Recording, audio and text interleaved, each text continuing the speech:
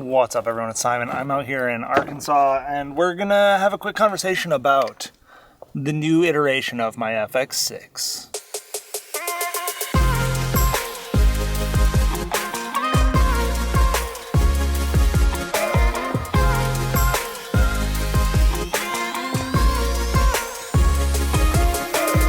So if you remember a while back, I did a video talking about how I wanted to redo my rigging of my FX6 because I needed it to work differently than what I had been doing. I'm gonna link it up here. And basically in that video, I talked a lot about what some of the needs were, and you've seen little bits and pieces of how I have changed my rigging of my FX6 for when I go out on projects. That way it's a little faster, a little easier, a little better. So we're going to talk about exactly what I've done and what I love about it and why I'm stoked.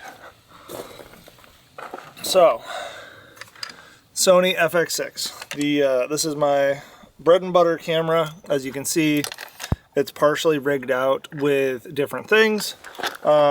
What we have that I have talked about before is the bright tangerine top plate.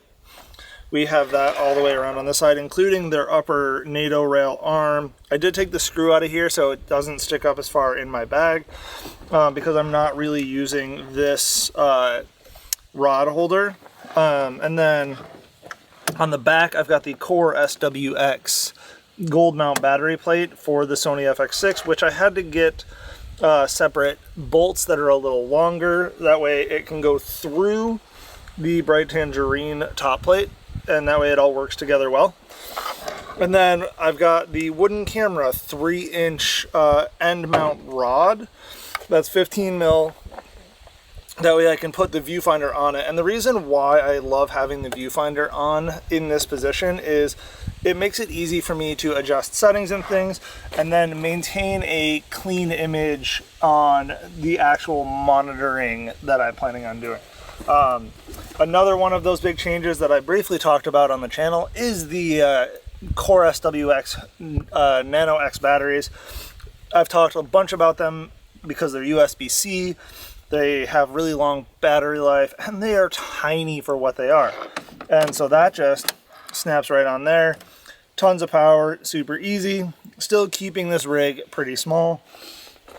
Next, what am I keeping up front? Well, obviously we have something else for monitoring, and that is the Small HD Cine 5, and that actually quick releases right onto the NATO rail for the top of the handle.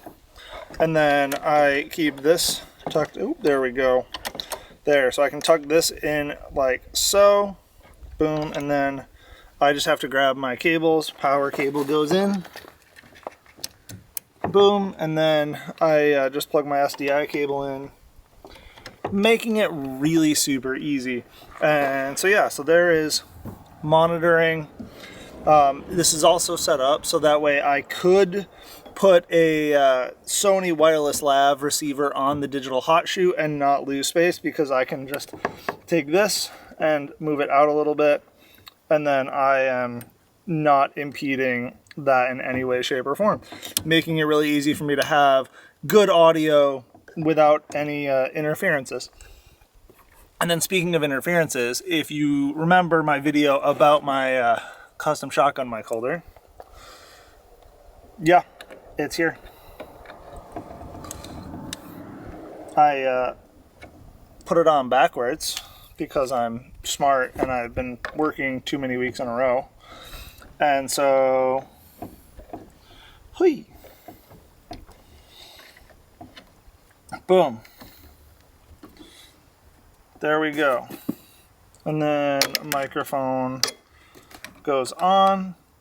And I'm using a 6-inch like ultralight XLR cable that's nice and short and tucks in, and voila. So that keeps it nice and clean.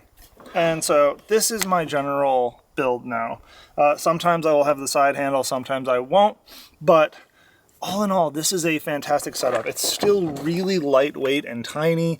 I do have to adjust the battery plate a little bit more with smaller lenses up front because of the fact that the 150s are a pretty hefty battery even for how small they are. But all in all, I'm really happy with this. And the reason for that is because this lets me do about 95% of my work, especially when I'm doing dock style things, with a really small package that can fit into my backpack and be up and running in almost no time. All of these pieces were very intentionally chosen so that way I can have everything work perfectly.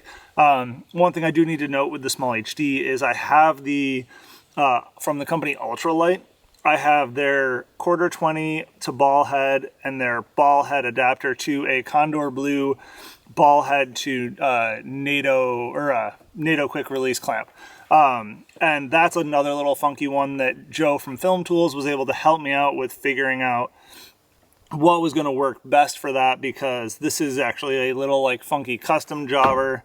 So yeah, if you guys have any questions about my rigging, leave a comment down below. If you guys have any other questions about like things you're thinking about with cameras, also ask, because I looked at every camera company and so on when I was deciding what I wanted to do. So I have evaluated a lot of options. So yeah, that's all I got for this one. Have a great week. See you guys next time.